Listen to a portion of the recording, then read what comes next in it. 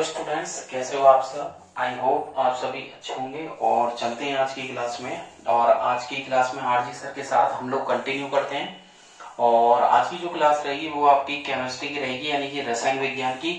और जैसे कि लास्ट क्लास में मैंने आपको बताया था, केमिस्ट्री में हमने अब पढ़ा था एक्सट्रैक्शन ऑफ मेटल्स, चल रहा था धातुओं का निष्कासन। और इसमें हम लोग कंटिन्यू कर रहे थे मेटलर्जी के बारे में, धातु विज्ञान के बारे में। ठीक है, तो हमने मेटलर्जी के बारे में मैंने आपको बताया था कि प्योर मेटल को एक्सट्रैक्ट करने की प्रोसेस जो होती है उसके ओर से। ठीक है, when pure metal extracted from its ore, the process of extraction of pure metal from its ore is called metallurgy।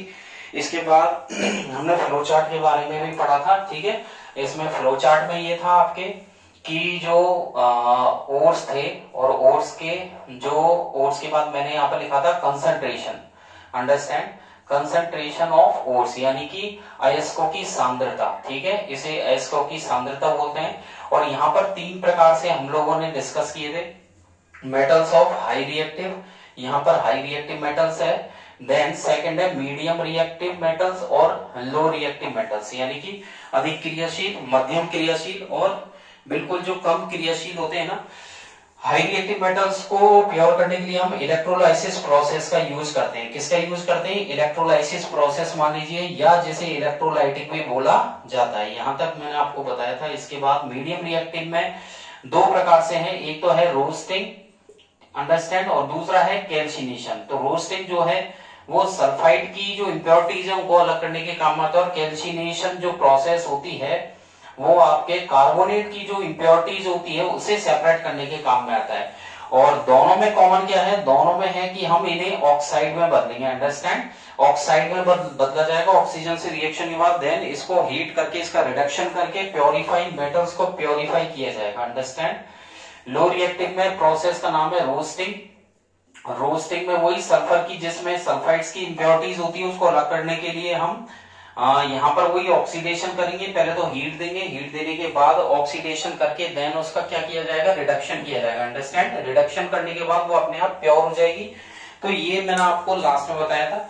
और आज की क्लास में जो चलते हैं आगे की तरफ, पहला कंसंट्रेशन ऑफ था और दूसरा जो टॉपिक चल रहा था वो था conversion of ore into oxide. ठीक है, तो आज का जो पॉइंट रहेगा वो conversion of ore into oxide को हम लोग कंटिन्यू करेंगे। ठीक है, तो मैं यहाँ पर हेडिंग डाल रहा हूँ conversion of ore into oxide. तो सेकंड वाला हम यहाँ पर डिस्कस करने वाले हैं conversion of ore into its oxide. ठीक है, यानी कि जो ओर का कन्वर्जन है वो उसके ऑक्साइड में होगा। और इसमें पहले हम लेंगे हाई रिएक्टिव को, यानी कि उन मेटल्स को, extraction of metals which are high, then medium, then low. तो एक्सट्रैक्शन जो इजी होता है वो सबसे पहले मीडियम, जो लो रिएक्टिव मेटल्स है उनका सबसे आसान होता है। जो मध्यम, मतलब जो बिल्कुल एक्टिविटी सीरीज में सबसे नीचे आती है, लो रिएक्टिव जो मेटल्स है, धातुएं, उनका एक्सट्रैक्शन सबसे पहले हो जाता है। उससे जो टफ होता है वो मीडियम रिएक्टिव यानी ये मध्यम रिएक्टिव होता है। और जो सबसे ज्यादा टफ होता है वो हाईली रिएक्टिव मेटल्स का होता है। तो यहाँ पर मैं इसमें फर्स्ट नंबर डाल रहा हूं हेडिंग एक्सट्रैक्शन ऑफ मेटल्स, उन धातुओं का एक्सट्रैक्शन। ठीक है, यहां पर हेडिंग डाली है मैंने extraction of metals which are low, यहां पर लिख रहा हूं which are low in the reactivity series, यानी कि जो क्या बोलते हैं ये एक्टिविटी सीरीज है, यानी कि अभिक्रियाशीलता की जो श्रेणी होती है। ठीक है, इसमें जो मेटल्स सबसे कम नीचे की तरफ जो आती है, यानी कि लो रिएक्टिव मेटल्स को हम लोग पढ़ रहे हैं, यानी कि नीचे की तरफ आने वाली जो मेटल्स होती हैं उनको किस प्रकार से एक्सट्रैक्ट किया जाएगा। तो जो मेटल्स जो रिएक्टिविटी सीरीज में नीचे की तरफ आती है वो हाईली अनरिएक्टिव होती है ना। तो यहाँ पर ये लिखेंगे मेटल्स, मैं यहाँ पर लिखने जा रहा हूँ स्क्रीन पर, आप लोग भी नोट कीजिएगा साथ के साथ। ठीक है, और फिर भी यदि आपको कोई डाउट रहता है, कोई क्वेरी रहती है, तो आप कमेंट बॉक्स में टाइप कर सकते हैं, आपको वहां सेटिस्फाइड आंसर मिलेगा। अंडरस्टैंड, तो स्टार्ट हो जाइए, देर ना कीजिए। और मेटल्स विच लाई, आगे नोट कीजिएगा, विच लाई, लाई का मतलब स्थित होना, lie low in the reactivity series. Understand, मैंने यहां पर लिखा है ऐसी मेटल्स, यानी कि ऐसी धातुएं विच लाई, जो स्थित होती है, लाई का मतलब स्थित होना, which lie low in the which lie low in the reactivity series, जो कैसी होती है, हाईली अनरिएक्टिव होती है, are highly unreactive, understand, unreactive. ये अनरिएक्टिव का मतलब है एक अक्रिय बोल सकते हो या अक्रियाशील बोल सकते हो आप, यानी कि ये क्रिया नहीं करती है, तो यहां पर मैंने लिखा है अनरिएक्टिव, ठीक है। तो ऐसी मेटल्स जो नीचे की तरफ आती है रिएक्टिविटी सीरीज या एक्टिविटी सीरीज में, वो हाईली अनरिएक्टिव होती है, और ऑक्साइड जो होते हैं धातुओं के, वो रिड्यूस करके इनको गर्म करके अलग किया जा सकता है, ठीक है। तो यहाँ पर मैं लिखूंगा यहाँ पर द ऑक्साइड्स ऑफ, इनकी जो ऑक्साइड्स होते हैं, ऑक्साइड्स ऑफ दीज मेटल्स, ये जो धातुएं जो कि रिएक्टिविटी सीरीज में या एक्टिविटी सीरीज में सबसे नीचे आती है, oxides of these metals can be reduced, can be reduced, मैंने यहां पर लिखा है the oxides of these metals can be reduced to metals, इन्हें, इनसे मेटल जो निकाली जाएगी, जो धातुएं निकाल दी जाएगी मेटल्स बाय, उसका नाम है वो हम गर्म करके निकालेंगे, ठीक है ना, हीटिंग अलोन, मैंने यहां पर लिखा है हीटिंग अलोन, इसको अंडरलाइन भी कर दिया है। यानी कि ये जो धातुएं जो नीचे की तरफ आती है वो अक्रियाशील होती है, कम रिएक्टिव होती है, यानी कि बोल सकते हैं हाईली अनरिएक्टिव होती है। इन मेटल्स को क्या करेंगे, एक्सट्रैक्ट करने के लिए इनको रिड्यूस इतना किया जाएगा कि इनमें से जो धातु है वो अलग हो जाएगी और गर्म करने पर उनको अलग किया जा सकता है, ठीक है। अब यहाँ पर मैं लेने वाला हूँ आपको एग्जाम्पल से, यहाँ क्लियर करूंगा, यहाँ पर मैं डाल रहा हूँ एग्जाम्पल, ठीक है। एग्जाम्पल से हम लोग क्लियर करेंगे। जो मरकरी का जो ओर है उसका नाम है सेनेवार, ठीक है। तो यहाँ पर मैं लिख रहा हूँ सेनेवार, अंडरस्टैंड, यहाँ पर मैंने स्क्रीन पर लिखा है सेनेवार, और इसका जो फॉर्मूला होता है वो होता है HGS, mercurous sulphide is an ore of mercury, understand. ये जो सेनेवार होता है ये मरकरी का एक ओर होता है जिसका फॉर्मूला HGS होता है। जब इसको हवा में हम लोग एयर में गर्म करेंगे तो फर्स्टली ये ऑक्साइड में बन जाएगा, और इसका ऑक्साइड जो होगा वो मर्क्यूरिक ऑक्साइड होगा, ठीक है ना। तो देखो सेनेवार जो होता है वो एक मरकरी का ओर होता है, और जब इसे गर्म किया जाएगा, यहां पर मैं लिख रहा हूं, देखिए एग्जाम्पल से ये टॉपिक्स क्या है कि जो एग्जाम्पल से ही समझ में आएंगे। तो यहाँ पर एक्चुअली ये पूछ लेता है कि जैसे conversion of ore into oxide तो है टॉपिक, लेकिन उसमें हम उन धातुओं को उठा रहे हैं सबसे पहले जो सबसे नीचे आती है, यानी कि जो रिएक्टिविटी सीरीज में सबसे नीचे की तरफ स्थित होती है, सबसे नीचे, यानी कि जो हाईली अनरिएक्टिव है, यानी कि जो अक्रिय है या अक्रियाशील है। तो उसमें सबसे पहले हमने मरकरी को लिया है, और मरकरी की जो ओर का नाम है वो है सेनेवार, जिसका फॉर्मूला HGS होता है। और अब इसे क्या करेंगे, when it is heated in air, when it is heated, इसे गर्म किया जाएगा, हीटेड इन एयर, जब इसे गर्म करेंगे, इट इज, ठीक है ना। यानी कि जब शनिवार को हम लोग गर्म करेंगे किसमें, एयर की उपस्थिति में, तो ऑक्सीजन से, एयर की उपस्थिति मतलब ऑक्सीजन से, तो इट इज क्या होगा, ये फर्स्टली जो कन्वर्ट होगी, it is firstly converted, it is firstly converted into oxides, ठीक है। ये फर्स्टली किसमें कन्वर्ट होगी, ऑक्साइड में, तो मैंने यहां लिखा है it is firstly converted into oxide, ठीक है। और ऑक्साइड अगर मर्क्यूरस जो सल्फाइड है, मर्क्यूरिक, इसका मर्क्यूरिक सल्फाइड, मर्क्यूरस सल्फाइड, इसका ऑक्सीजन से रिएक्ट करवाओगे तो क्या बनेगा, मींस मैं यहां पे लिख रहा हूं मर्क्यूरिक ऑक्साइड, क्या बनाया इसने, मर्क्यूरिक ऑक्साइड, और फॉर्मूला है इसका HgO, अंडरस्टैंड।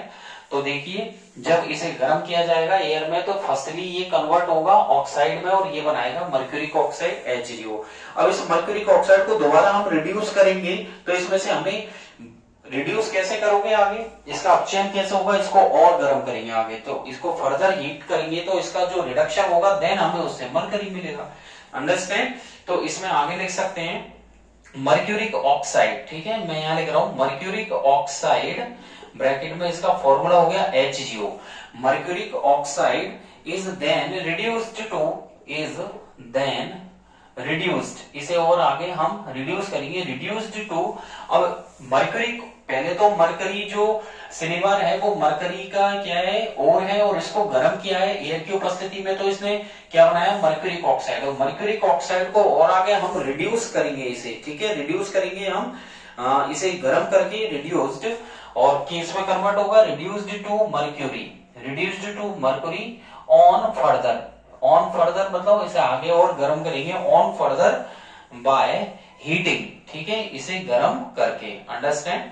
तो यहाँ पर एक तरीका है कि हीटिंग से, मैं यहाँ अंडरलाइन भी कर रहा हूँ, ठीक है, यहाँ पर अंडरलाइन मैंने कर दिया, हीटिंग से इसका रिडक्शन किया जाएगा, मरकरी ये बनेगा, ठीक है, ये मरकरी ऑक्साइड हो गया, ये सिनेवार हो गया जो मरकरी का और है। तो देख लीजिएगा, इसे गर्म करेंगे और आगे तो हमें प्योरली एक मरकरी मिलेगी। अब इसकी रिएक्शन क्या होगी कि जो HGS आपने लिया है, इसकी रिएक्शन ये होगी, जो हमने मर्क्यूरस सल्फाइड लिया है HGS, उसको रिएक्शन करवाएंगे ऑक्सीजन से, उसे ऑक्सीजन से हम लोग रिएक्ट करवाएंगे। तो मैंने यहाँ लिखा है 2HGS, क्या लिखा है, 2HGS mercurous sulphide plus 3O2, ठीक है। एरो के साइन के ऊपर हम लोग लिखेंगे हीट, इसे हम हीट दे रहे हैं। तो देख लीजिएगा, मर्क्यूरस सल्फाइड का पहला जो सिनेवार है यानी कि मरकरी का ओर है, इसे गर्म करेंगे एयर के साथ, तो ये हो गया HGS, 2HGS plus 3O2 equals to क्या बनेगा, ये बनेगा मर्क्यूरिक ऑक्साइड, यानी कि 2HGO प्लस 2SO2, अंडरस्टैंड। तो क्या बना है, मर्क्यूरिक सल्फाइड, मर्क्यूरस सल्फाइड को ऑक्सीजन से करवाया है हमने, तो यहाँ पर क्या बना है, mercuric oxide plus sulphur dioxide, यानी कि 2HGS plus 3O2 equals to 2HGO plus 2SO2, ठीक है। और यहाँ पर फिजिकल स्टेट रहने वाली है, ये सॉलिड है, ये गैस हो गया, यहाँ पर ये सॉलिड है और ये गैस है, अंडरस्टैंड। तो यहाँ पर पहले तो हमने फर्स्टली जो सिनेवार है, यहाँ पर मैं लिख देता हूँ सिनेवार, ये जो सिनेवार है इसको हमने गर्म किया है ऑक्सीजन की हेल्प से, ऑक्सीजन की प्रेजेंस में हमने इसको गर्म किया है। गर्म करने पर जो ये बना है वो बना है 2HGO, यानी कि mercuric oxide plus sulphur dioxide, ठीक है। यहाँ पर आप लिखना चाहो तो इसका नाम लिख सकते हो, इसका नाम है मर्क्यूरिक ऑक्साइड, क्या है इसका नाम, मर्क्यूरिक ऑक्साइड। देन इसका नाम है सल्फर डाई ऑक्साइड, ठीक है, ये हो गया सल्फर डाई ऑक्साइड, अंडरस्टैंड। तो मैंने यहाँ पर नाम मेंशन कर दिया।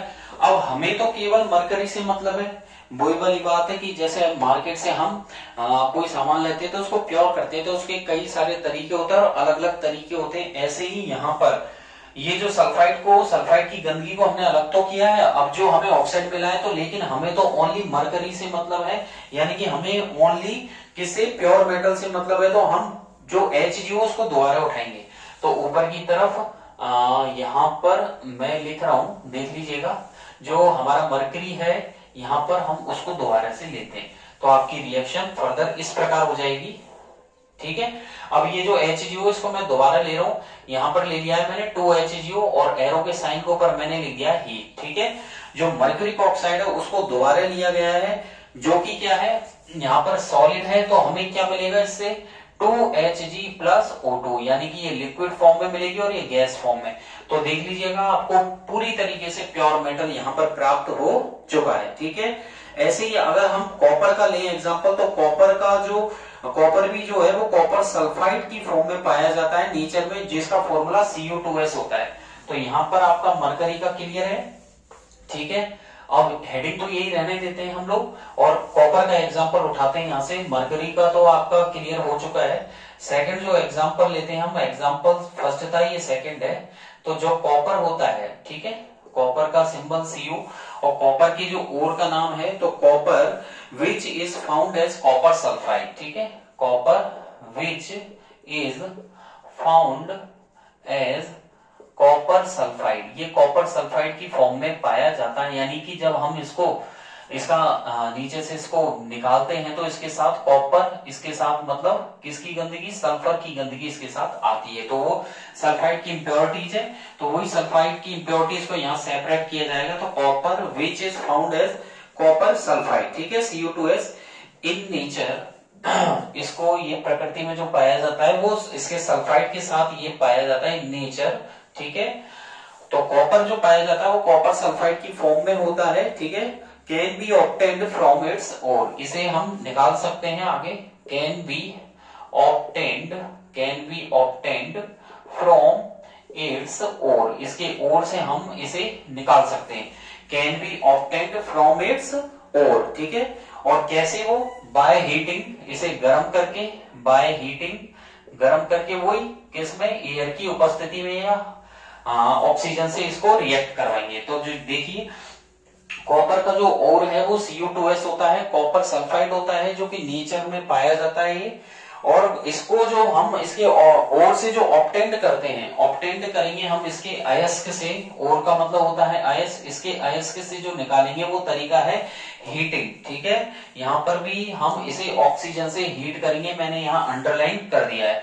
तो हम इधर रिएक्शन करवाने वाले हैं, जो Cu2S है, Cu2S को हम ऑक्सीजन से रिएक्ट करवाएंगे, तो 2Cu2S, ठीक है, कॉपर सल्फाइड प्लस 3O2। हमने यहाँ कॉपर सल्फाइड को रिएक्शन करवाया है ऑक्सीजन से, तो 2Cu2S प्लस 3O2, ठीक है। तो क्या बनेगा, यहाँ पर जो बनेगा वो बनेगा 2Cu2O प्लस, ठीक है, 2SO2, अंडरस्टैंड। और इसके ऊपर हम लिख रहे हैं हीट।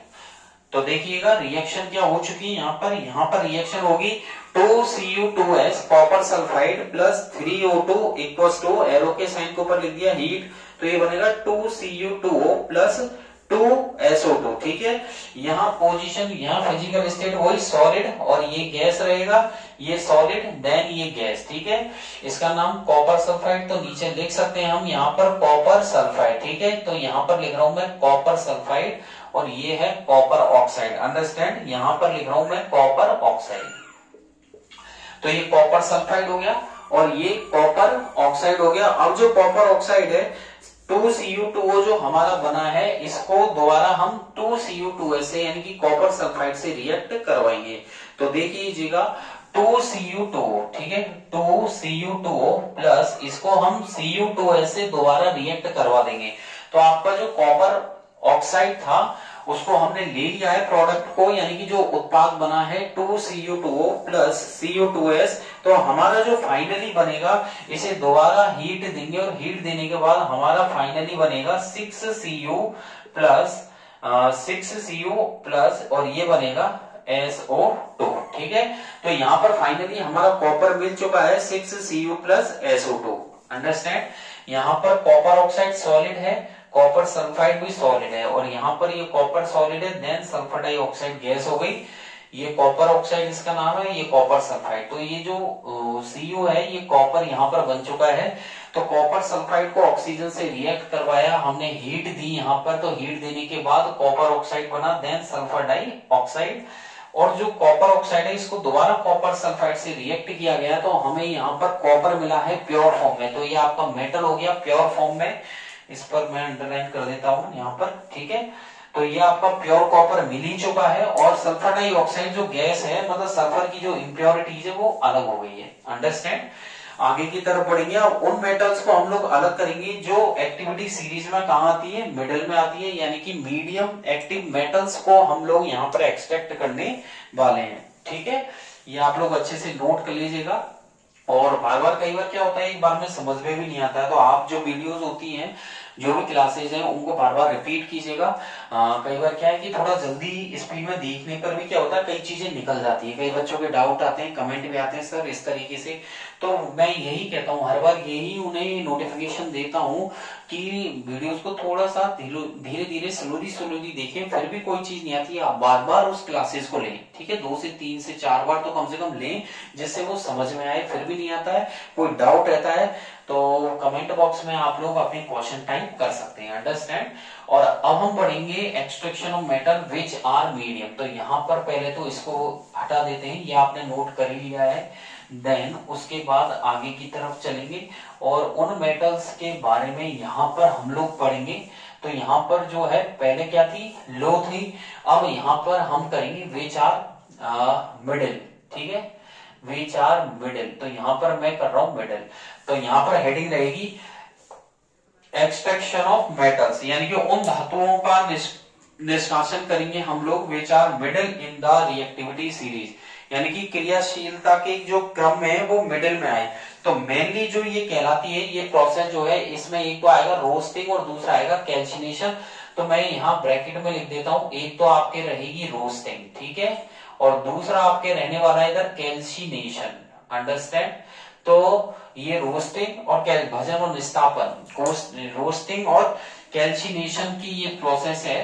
तो देख लीजिएगा आपका जो मिडिल रिएक्टिव मेटल्स होती हैं, जो ऐसी मेटल्स जो मिडिल में आती है, ठीक है, उनको सेपरेट करने के लिए भी यहाँ पर दो प्रोसेस का यूज किया जाता है। एक का नाम है रोस्टिंग और दूसरे का नाम है कैल्सिनेशन। यानी कि ऐसी मेटल्स जो रिएक्टिविटी सीरीज में मिडिल में आती है, the metals in the middle of the, ठीक है, ऐसी मेटल्स, तो यहाँ पर लिखेंगे ऐसी धातुएं, यानी कि ऐसी metals, the metals in the, ऐसी मेटल्स, ऐसी धातुएं जो मिडिल में आती है, in the middle of the, in the middle, जो कि बीच में आती, middle of the reactivity series, यानी कि क्रियाशीलता के क्रम में देखें तो ऐसी धातुएं, the metals in the middle of the reactivity series, ठीक है। और जैसे कि सच एज, ठीक है, सच एज कौन कौन सी, जिंक है ना, एक आपके आयरन है।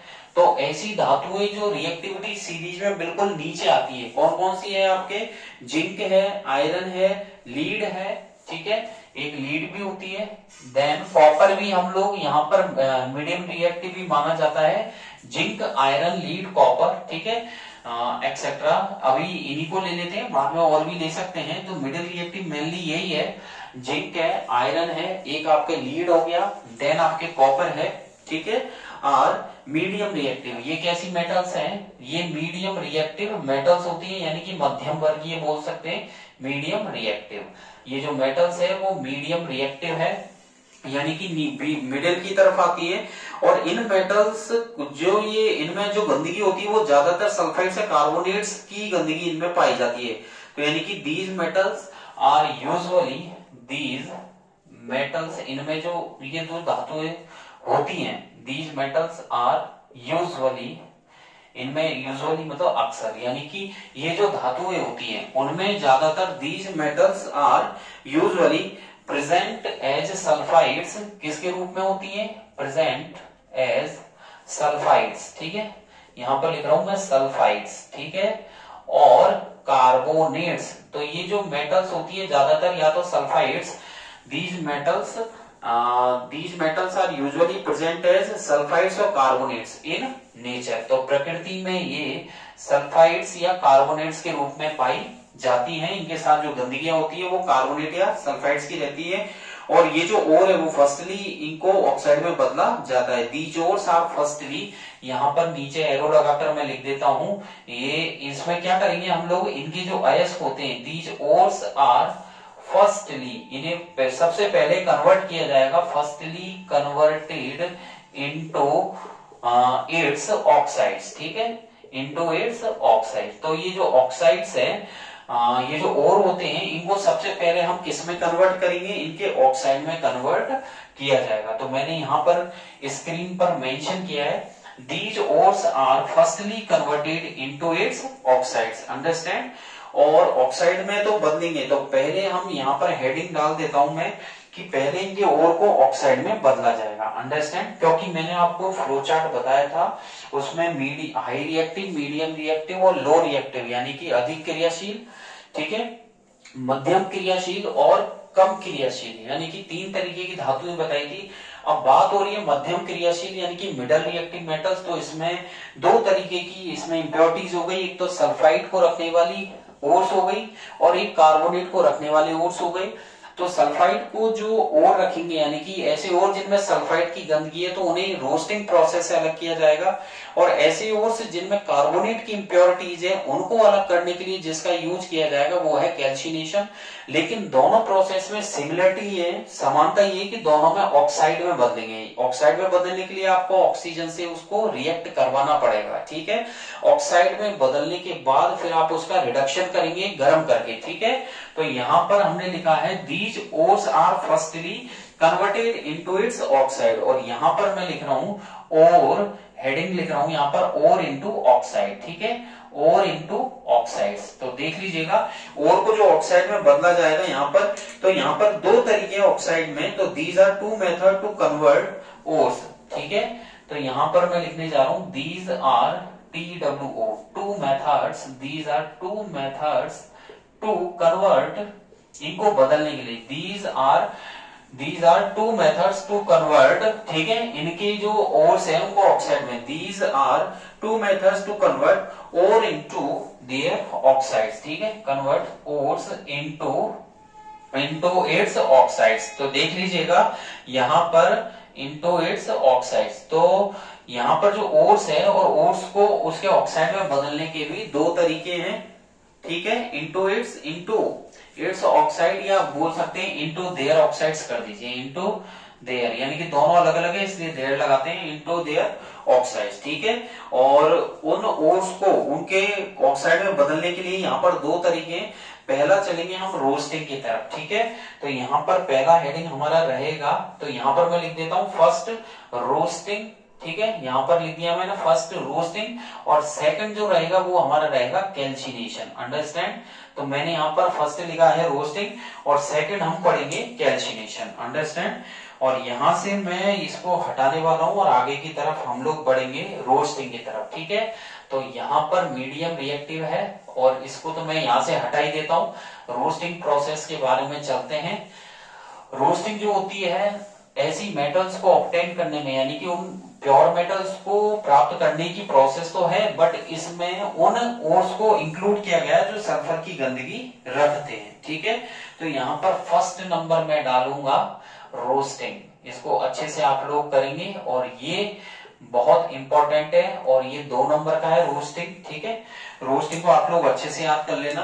तो यानी कि सल्फाइड ओर्स जब गर्म किए जाते हैं किसकी प्रेजेंस में, सल्फाइड के जो ओर्स हैं उन्हें एयर की प्रेजेंस में अगर स्ट्रांगली हीट किया जाए, यानी कि बहुत ज्यादा हीट जाए, ऐसे ओर जिनमें सल्फाइड की इंप्योरिटीज है उनको बहुत स्ट्रांगली हीट दें तो उनका कन्वर्जन उनके ऑक्साइड में हो जाता है, वही प्रोसेस रोस्टिंग कहलाती है। यानी कि the sulphides ores are heated, the, मैं यहां पर लिख देता हूं स्क्रीन पर और आप लोग भी अच्छे से इन्हें याद कर लेना। The sulphides ores are heated, ठीक है।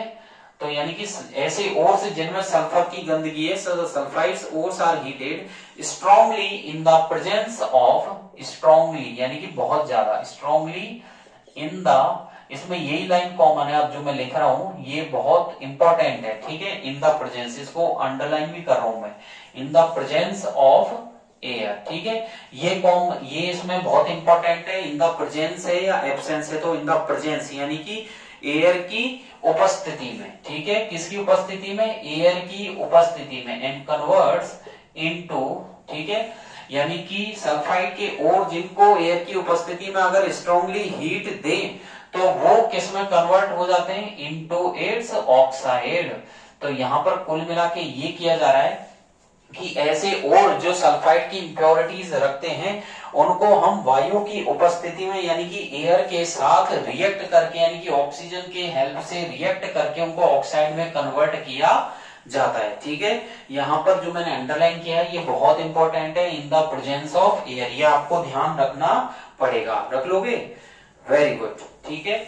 और चलते हैं, जैसे कि यहाँ पर मैं एग्जांपल लेता हूं सल्फर की गंदगी वाला, मैंने यहाँ पर लिया है जिंक सल्फाइड, ठीक है। यहाँ पर मैंने जिंक सल्फाइड लिया है, इसको बोलते हैं जिंक ब्लेंडी, क्या बोलते हैं इसे, जिंक ब्लेंडी इसका नाम है। तो यहाँ पर मैंने सल्फर की गंदगी वाला, इंप्योरिटीज वाला ओर लिया है 2ZnH प्लस 3O2, और यहाँ पर ये जो बनेगा, ठीक है, इसको हम हीट देंगे, वो स्ट्रांगली हीट, तो यहाँ पर ये बनेगा 2ZnO zinc oxide plus 2SO2, ठीक है। तो देखिए मैंने क्या किया है, जिंक सल्फाइड को ऑक्सीजन की हेल्प से गर्म किया है, हीट दी है, तो यहाँ पर जिंक ऑक्साइड बनाया और सल्फर डाई ऑक्साइड, ठीक है। और यहाँ पर ये जो है, ये जिंक सल्फाइड सॉलिड है, ये ऑक्सीजन आपके गैस है, यहाँ पर जिंक ऑक्साइड सॉलिड है और यहाँ पर ये गैस है, ठीक है। तो यहाँ पर बना है सॉलिड गैस यानी कि ठोस है, ये गैस है, जिंक ऑक्साइड भी ठोस है और यहाँ पर ये गैस है, ठीक है। इसे आप अच्छे से याद कर लीजिएगा, और ये इसका नाम हो गया जिंक ब्लेंडी, ठीक है, इसका नाम है जिंक ब्लेंडी। तो यहाँ पर मैंने ये बताया है जो जिंक सल्फाइड है उसको ऑक्सीजन की हेल्प से गर्म किया जाएगा, गर्म करने के बाद तो वो बनेगा zinc oxide, then sulphur dioxide. Zinc oxide में यानी कि दोबारा जिंक ऑक्साइड को आप लोग उठाएंगे, यदि हम दोबारा जिंक ऑक्साइड को और स्ट्रांगली हीट दें तो उसमें से हमें जिंक मिल जाएगी, यानी कि प्योर मेटल। तो एक रोस्टिंग की ये प्रोसेस कंप्लीट आपके हो चुकी है। आगे की तरफ हम लोग चले और कैल्सिनेशन की बात करें, ठीक है। सेकंड जो प्रोसेस है उसका नाम है, उसकी हेडिंग मैं डाल रहा हूं यहाँ पर कैल्सिनेशन। क्या डाल रहा हूं यहाँ पर? कैल्सिनेशन। तो सेकंड हेडिंग मैंने यहाँ पर डाली है। ये भी अपने आप में बहुत इंपॉर्टेंट टॉपिक है और 2 नंबर आपको ये दिलवा के जाएगा। तो कैल्सिनेशन, ठीक है। कैल्सिनेशन क्या होता है? यहाँ पर अगर हम वही ओर को हीट तो दें, स्ट्रांगली हीट दें, बट किसकी स्ट्रांगली हीट देंगे, लेकिन यहां पर इसमें तो रोस्टिंग में क्या हुआ था? प्रेजेंस ऑफ एयर, यानी कि वायु की उपस्थिति में, यानी कि ऑक्सीजन की उपस्थिति में। यहां पर अनुपस्थिति चलेगा, एब्सेंस। तो यहां पर रहेगा स्ट्रॉन्ग हीटिंग ऑफ ओर। तो यहां पर मैं लिखने जा रहा हूं strong heating of the ore, strong heating of the ore, यानी कि अयस्कों की जो स्ट्रॉन्ग हीटिंग है, strong heating of the ore, ठीक है। अब जो मेन लाइन है वो ये है, इन द एब्सेंस, यानी कि अनुपस्थिति में, इन द एब्सेंस, इसे मैंने अंडरलाइन भी कर दिया है, in the absence of air. ये इंपॉर्टेंट है, यहां पर मैंने अंडरलाइन कर दिया है, in the absence of air, ठीक है। टू कन्वर्ट, ये बदल जाता है, टू कन्वर्ट द कार्बोनेट, यानी कि इसमें किसका रोल है? ये कार्बोनेट की गंदगी का है। तो अगर ऐसी और जब ऐसे अयस्क जिनमें कार्बोनेट की इंप्योरिटीज होती है तो उनको इन द एब्सेंस, यानी कि अनुपस्थिति में, वायु की अनुपस्थिति में उन्हें स्ट्रांगली हीट दिया जाता है और कार्बोनेट और, ठीक है, वो किस में कन्वर्ट हो जाते हैं? कार्बोनेट और into its oxide, into its oxides, ठीक है। तो यहां पर जो कार्बोनेट और है, कार्बोनेट और का उसके ऑक्साइड में बदलना और बिना एयर की उपस्थिति, मतलब एयर की यहाँ पर कोई भी प्रेजेंस जरूरी नहीं है, इज कॉल्ड, यहाँ पर मैं लिख रहा हूँ इज कॉल्ड कैल्सिनेशन, ठीक है। उसे कैल्सिनेशन बोला जाता है। तो कैल्सिनेशन मतलब है strong heating of the ore, यानी कि अयस्कों की जो अयस्क जो है और जिनमें कार्बोनेट की गंदगी है, तो उन्हें कार्बोनेट की गंदगी वाले ऐसे अयस्क, उनसे कार्बोनेट क्या बोलते हैं, प्योर जो है मेटल वो हम निकालेंगे, लेकिन in the absence of air, यानी कि वायु की अनुपस्थिति में उन्हें हीट दे करके प्योर मेटल वहां पर प्राप्त कर लिया जाता है। और इसकी जो रिएक्शन होने वाली है, इसकी जो रिएक्शन होगी यहाँ पर किसकी? कैल्सिनेशन प्रोसेस में। तो मान लीजिए जिंक कार्बोनेट को यहाँ पर, यानी कि कार्बोनेट की गंदगी वाला चलेगा यहाँ पर, तो ZnCO3 को यहाँ पर लेंगे और हम इसको हीट देंगे, ठीक है। तो यहाँ पर यानी कि CO3 कार्बन, ये हो गया कार्बोनेट, ठीक है। तो ये हो गया सॉलिड जिंक कार्बोनेट, इसको हीट देंगे हम लोग, इसको हीट देंगे तो ये बनेगा जिंक ऑक्साइड और प्लस कार्बन डाइऑक्साइड। तो देख लीजिए स्क्रीन पर, यहाँ पर लिखा है मैंने ZnCO3 जिंक कार्बोनेट, और इसको हमने, ये सॉलिड है, इसको गर्म किया है तो जिंक ऑक्साइड बना है ZnO, और यहाँ पर CO2 मतलब कार्बन डाइऑक्साइड बनी है। और ये जो है ये जिंक का एक और होता है जिसका नाम कैलेमाइन होता है, ठीक है। तो ये जिंक कार्बोनेट, ये कैलेमाइन हो गया।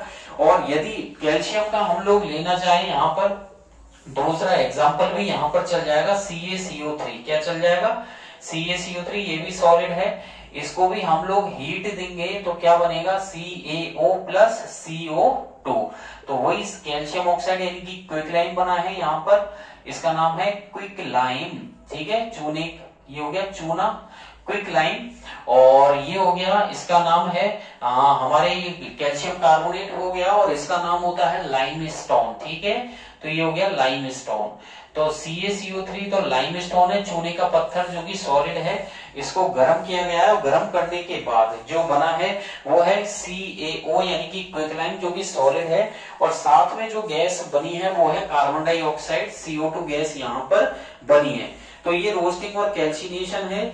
आगे की तरफ इसमें जो स्टेप आने वाला है, ये फर्स्ट हो गया रोस्टिंग, सेकंड हो गया आपके कैल्सिनेशन, थर्ड हम रिडक्शन ऑफ मेटल ऑक्साइड बढ़ेंगे। तो पहला रोस्टिंग हो गया, दूसरा कैल्सिनेशन हो गया, इसी में ही तीसरा हम लोग लेने वाले हैं रिडक्शन ऑफ ऑक्साइड्स। तो देख लीजिएगा तीसरी हेडिंग की तरफ इसी में ही बढ़ते हैं। तीसरा हेडिंग रहेगा रिडक्शन ऑफ मेटल ऑक्साइड। ठीक है। अब जो आपने ऑक्साइड बनाई है ना, ZnO बनाया था, फिर उसमें CaO बनाया था, तो हम लोग अब पढ़ने वाले हैं थर्ड नंबर रिडक्शन। यहां पर मैं हेडिंग डाल रहा हूं रिडक्शन ऑफ मेटल ऑक्साइड, ये कॉमन चलेगा दोनों में, मेटल ऑक्साइड्स। ठीक है। अभी आपने रोस्टिंग में तो देखिए जिंक सल्फाइड था, तो उसमें जिंक ऑक्साइड बनाया था। अभी अभी रोस्टिंग 2 मिनट पहले ही, जस्ट ही सेकंड पहले आपने पढ़ा था कि वहां पर रोस्टिंग में जिंक ऑक्साइड बनाया था, और कैल्सिनेशन में भी जिंक ऑक्साइड, और एक लाइमस्टोन का था एग्जांपल जिसमें आपने क्विक लाइम बनाया था, और एक कैलेमाइन का था जिसमें भी आपने जिंक ऑक्साइड बनाया था, और जिंक ब्लेंडी वाले केस में भी आपने जिंक ऑक्साइड बनाया था। अब इन सब के लिए हम रिडक्शन कर रहे हैं, इनको रिडक्शन ऑफ मेटल ऑक्साइड, यानी कि मेटल ऑक्साइड में हम लोग बदल रहे हैं। और मेटल ऑक्साइड में हम लोग आज की क्लास में मैं आपको इतना ही बताऊंगा कि जो मेटल ऑक्साइड का रिडक्शन किया जाएगा, कि जो आपके था जिंक ऑक्साइड, उसको हम कार्बन से रिएक्ट करेंगे और ये बनेगा Zn+CO, यानी कि कार्बन मोनो ऑक्साइड। ठीक है। तो यहाँ पर Zn+CO बन गया। इसी प्रकार और भी आगे मैं आपको नेक्स्ट क्लास में MnO2 मैग्नीज डाइऑक्साइड का भी बताऊंगा। ठीक है। और देख लीजिए नेक्स्ट क्लास में हम लोग मैग्नीज डाइऑक्साइड को मैं आपको एल्युमिनियम से भी इसका रिडक्शन करके बताऊंगा, और ZnO+C का भी मैं डिटेल में बताऊंगा। ठीक है। और भी आगे कई टॉपिक आने वाले हैं, जैसे थर्ड भी हम सी हेडिंग पढ़ेंगे, extraction of metals at highly reactive. ठीक है। हाईली रिएक्टिव मेटल्स को मैं आपको नेक्स्ट क्लास में बताने वाला हूं कि एक्सट्रैक्शन ऑफ मेटल्स, ठीक है, उन धातुओं का एक्सट्रैक्शन करेंगे जो हाईली रिएक्टिव है। ठीक है। इन रिएक्टिविटी सीरीज। ठीक है। हाईली रिएक्टिव मेटल्स को भी हम एक्टिविटी सीरीज में जो इनका करेंगे वो एक इलेक्ट्रोलाइटिक प्रोसेस से किया जाएगा। किससे किया जाएगा?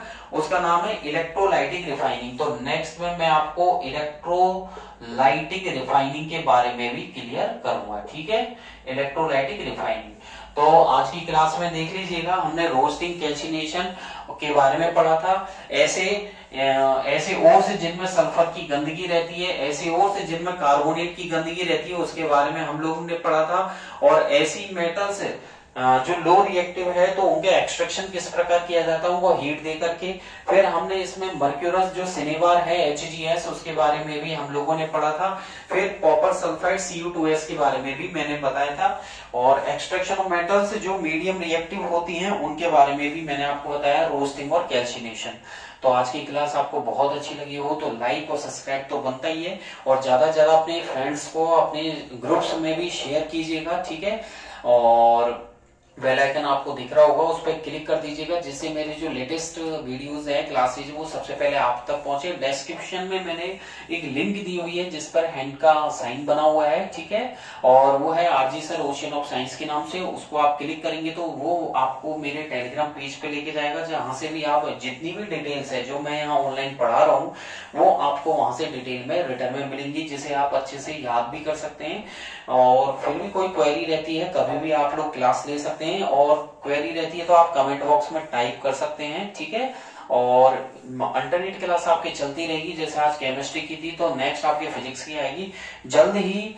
मैं केमिस्ट्री की क्लास आपका जो चैप्टर 4 है कार्बन, जो काफी इंपॉर्टेंट है, और कई सारे मेरे पास कमेंट भी आ रहे हैं, बहुत सारे बच्चे मेरे को बताते भी हैं कि सर हमें कार्बन वाला भी स्टार्ट कीजिए, आप बहुत अच्छा हमारे समझ में आ रहा है, और इससे हमारे मार्क्स भी बहुत अच्छे गेन हुए हैं। ठीक है। हमें बहुत सारी ऐसी चीजें पता चली है जो हमें रियलिटी में पता नहीं थी, और इससे हमारे मतलब स्किल्स में भी काफी डेवलपमेंट हुआ है और काफी सीखने को भी मिल रहा है। तो आप रेगुलर अल्टरनेट क्लास लीजिए, आपसे रिक्वेस्ट है। तो मैंने रिप्लाई भी दिया है कि don't worry from my side, आपको माय अल्टरनेट क्लासेस, ठीक है, विल ग्रो ऑन, ठीक है, day by day. So then next class आपके फिजिक्स की रहेगी, तो बने रहिए RG सर के साथ। ठीक है। Ocean of science. Thank you, bye bye. आज का दिन आपका बहुत अच्छे हो और पढ़ाई करते रहे। Thank you.